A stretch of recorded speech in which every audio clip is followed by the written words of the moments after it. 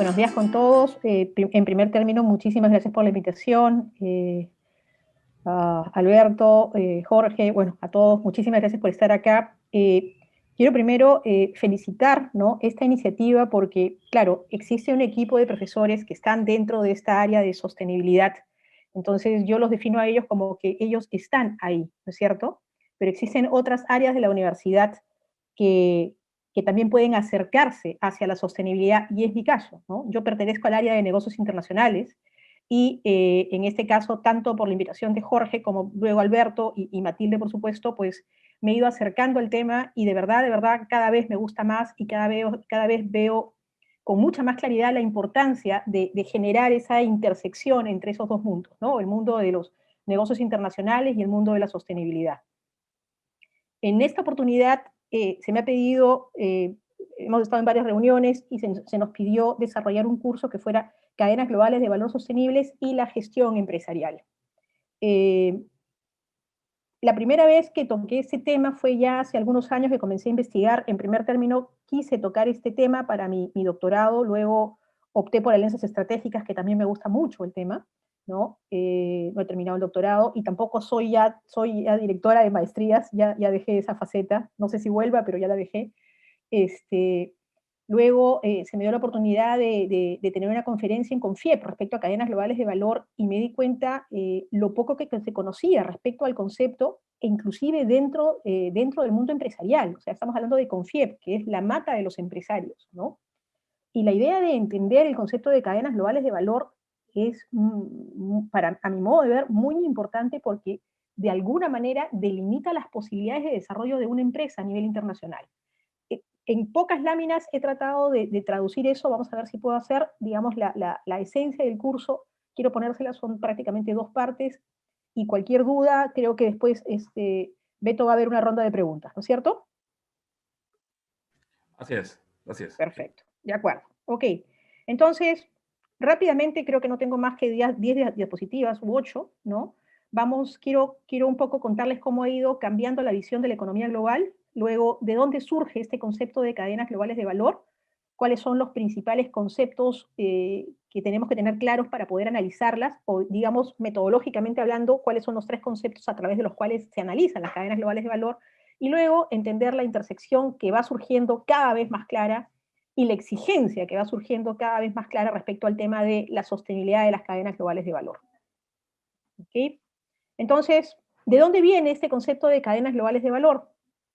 Acá tomé un resumen que me pareció muy bueno, ¿no?, respecto a cómo han ido evolucionando los conceptos, ¿no? Primero, en los años 50, 60, teníamos las teorías de desarrollo, ¿no? Roston con el tema de modernización, Cardoso con el tema de dependencia, brasilero, ellos eran los brasileros, chilenos, argentinos muy fuertes dentro de la CEPAL, la Comisión Económica para América Latina y el Caribe, ¿no? El sistema global de Wallerstein, y luego tenemos, digamos, una segunda ola de ideas, de teorías, que son estrategias de desarrollo. Nosotros, siempre con un énfasis muy fuerte en seguir los lineamientos de la CEPAL, prácticamente toda Latinoamérica, ¿no?, optó por el modelo de sustitución de importaciones, mientras que en Asia utilizaron el modelo de industrialización orientada hacia la exportación. Prebisch, bueno, varios de los representantes, digamos, más conocidos dentro de esos temas. Luego, a nivel de los 90 y los años 2000, surge la teoría respecto al tema de cadenas, ¿ok? Y ahí es donde se acuña ya a partir del año 94 el concepto de cadena global, ¿no? Primero tenía, digamos, un énfasis muy fuerte en el tema logístico, luego ya se entiende que hay un tema estratégico, hay un tema de outsourcing, un tema de distribución, etcétera, se va enriqueciendo el concepto y migra al Global Value Chain, o sea, cadenas globales de valor, y ahora ya estamos hablando de redes, ¿de acuerdo? Redes, ¿ok? Y luego, después del consenso de Washington, digamos, las últimas tendencias están vinculadas al tema de cómo estas cadenas globales de valor se han visto afectadas y afectan también al mundo a nivel de lo que son crisis, las tendencias respecto a los países emergentes. Primero fueron los BRICS, ¿no? Después se sumaron más, después se dieron cuenta los investigadores de que los BRICS no se quedan donde están, hay unos que bajan, hay otros que suben, ¿no? Y ahí estamos, ¿no? Ese es nuestro presente. Entonces ha ido evolucionando el tema y como toda teoría nueva se va alimentando de las teorías anteriores para enriquecerse y darse forma. Grandes hitos, digamos, dentro de este desarrollo teórico, ¿no?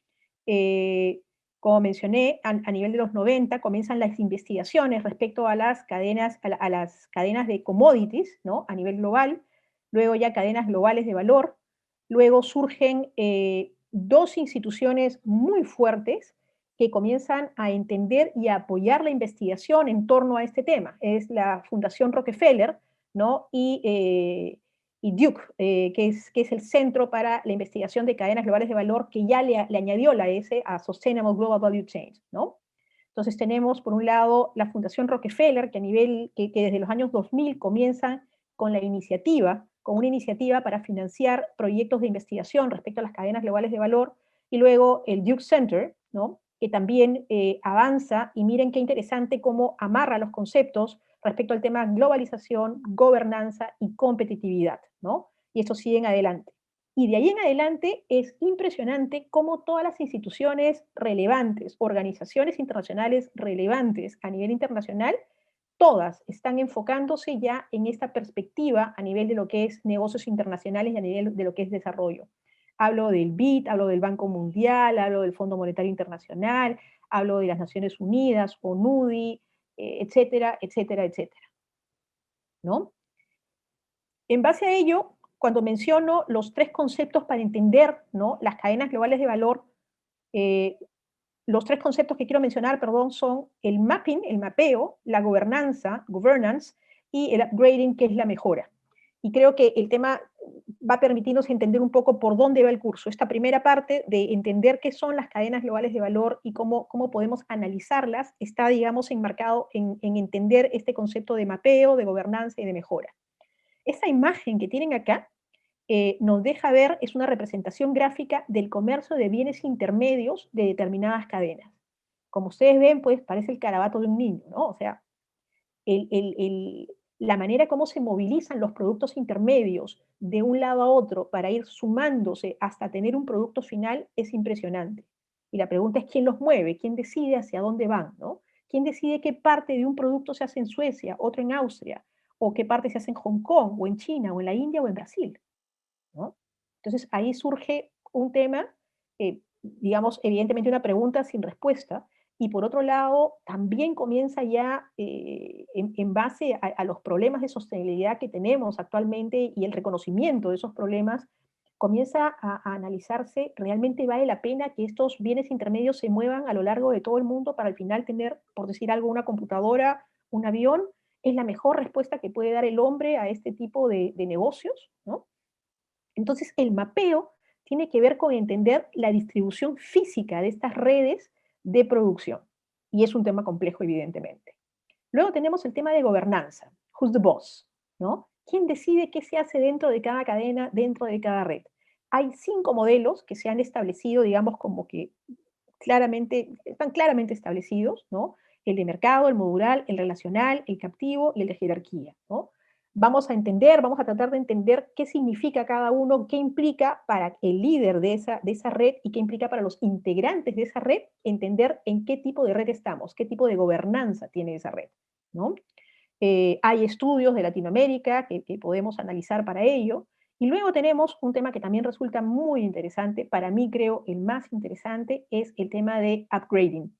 No sé si ustedes se acuerdan de esta curva, es la curva del smiling, the smiling curve, ¿o no? O la curva de la sonrisa, en la que a nivel de producción, olvidémonos de las cadenas, sino a nivel productivo, lo que nos dice esta curva es que realmente la rentabilidad se genera en las dos comisuras de la sonrisa, es decir, en la investigación y desarrollo y el diseño, y por otro lado, en el marketing y los servicios postventa.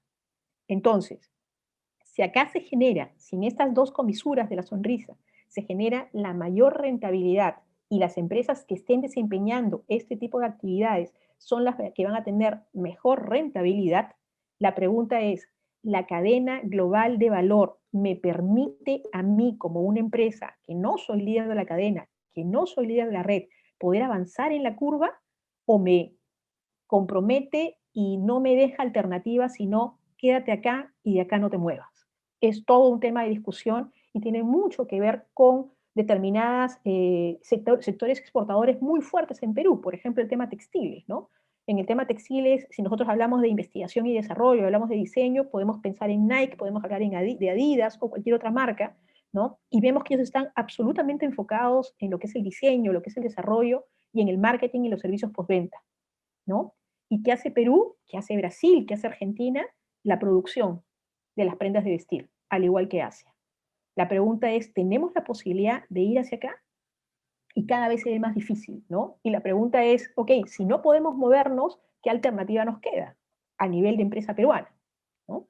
Entonces, acá este es un tema muy interesante y el tema de upgrading tiene que ver justamente, como menciono, con la posibilidad de poder tener acceso repito, la posibilidad de poder movernos a lo largo de esta cadena y en tal caso situarnos en un nivel que nos permitiría una mejor rentabilidad o tener una mejor posición dentro de esa red. Esos tres conceptos son los que nos ayudan a entender estas cadenas, estas redes a nivel global. Y luego, y ya prácticamente para terminar, luego surge el concepto de sostenibilidad. Y el concepto de sostenibilidad engloba todo, se introduce en todos los temas de investigación que estamos viendo, ¿no? Entonces, la misma Duke University, este centro de investigación respecto a Global Value Chains, aumenta, como mencioné, esa S dentro de todos sus análisis para comenzar a entender cuál es el rol que le compete a estas redes, qué tipo de actividades deben desarrollar para comprometerse con el concepto de sostenibilidad, tanto a nivel de la empresa que lidera esa red, que lidera ese network, como también a nivel de las empresas que conforman esa red. Solo para terminar, algunos conceptos que están muy ligados al tema de sostenibilidad, cómo se está abordando el tema de sostenibilidad de las cadenas globales de valor. La economía circular está muy presente dentro de este concepto y tenemos distintas investigaciones a nivel teórico y a nivel práctico que vienen dándose. Tenemos empresas que han optado por desarrollar estándares a nivel personal, es decir, yo como empresa me hago cargo de mi cadena de valor y yo voy a hacer que a lo largo de toda mi cadena de valor se comiencen a establecer estándares, ¿no?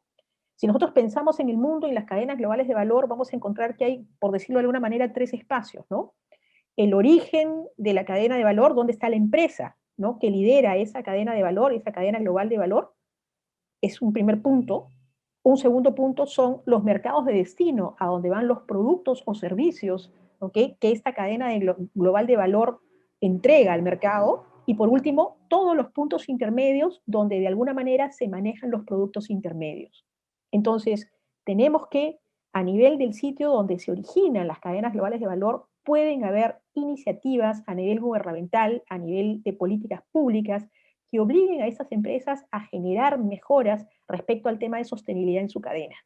También los mercados de destino comienzan a hacer lo suyo y exigirle a las empresas a través de condiciones que pueden darse en el producto o en las áreas productivas, ¿no?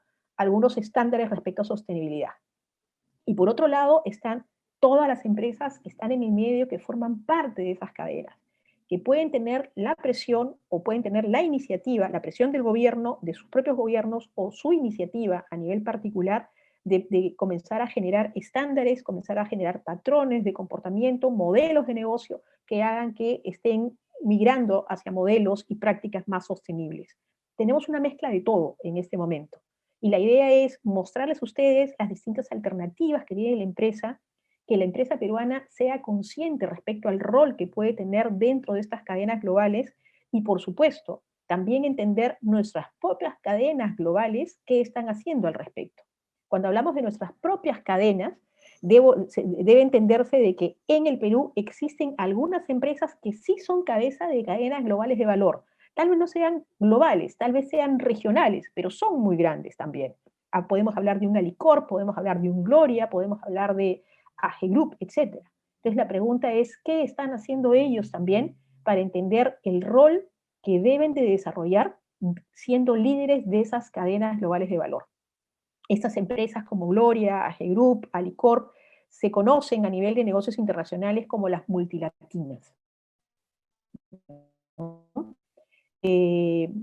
Las multilatinas, en verdad, se conforman de dos grupos muy grandes, por más que le digamos latinas, ¿no? Uno es todas las empresas multinacionales que están surgiendo en los antes países del bloque socialista, ¿no? Que han cambiado su modelo de comunismo o de socialismo hacia, digamos, modelos más francos a nivel de capitalismo, ¿no? Y lo otro es Latinoamérica. En honor a la verdad, hay muchos más estudios de Asia y de esa parte de Europa que si lo comparo con Latinoamérica, pero están surgiendo una serie de estudios muy interesantes, tanto de África como de Latinoamérica, que también vale la pena ser estudiados. Hay cadenas que han sido estudiadas en Perú, sí, hay cadenas que han sido estudiadas en Brasil, ¿no? La del cuero, por ejemplo, la de la uva en Perú, que han sido estudiadas, por ejemplo, por distintas universidades. Entonces, creo que tenemos material interesante, creo que el tema es nuevo, creo que ustedes, mejor dicho, no creo equivocarme al decirles que ustedes tarde o temprano van a estar trabajando con una empresa multinacional o van a ser una de esas empresas que trabaja en una red de una empresa multinacional. Por lo tanto, tener claros estos conceptos me parece absolutamente pertinente en función a ese egresado que queremos tener, a ese egresado que pueda marcar un cambio y que tenga muy presente el concepto de sostenibilidad en todas sus labores. Eso es todo lo que quería decir. Beto, te cedo la palabra. Ok, muchas gracias, Rosana. Muy interesante el tema, ¿no? Y muy, muy actual también. Tengo una pregunta. ¿Se han estudiado cadenas de valor en Latinoamérica o en Perú? Sí, sí. Duke University, por ejemplo, está haciendo, tiene fondos, ¿ok? Hay varios donantes, instituciones internacionales, organismos internacionales que están muy interesados en este tipo de análisis, porque tiene que ver con los modelos de desarrollo de los países, ¿no? Al final, cuando nosotros hablamos de una empresa multinacional, créanlo o no, estamos hablando de empresas que facturan más que el PBI de un país. Es una cosa impresionante. O sea, no tenemos una real dimensión del tema hasta que vemos ciertos números, ¿no? Entonces, sí, se están estudiando algunos temas en textiles, en cueros, en agro, ¿no? Que resultan muy interesantes.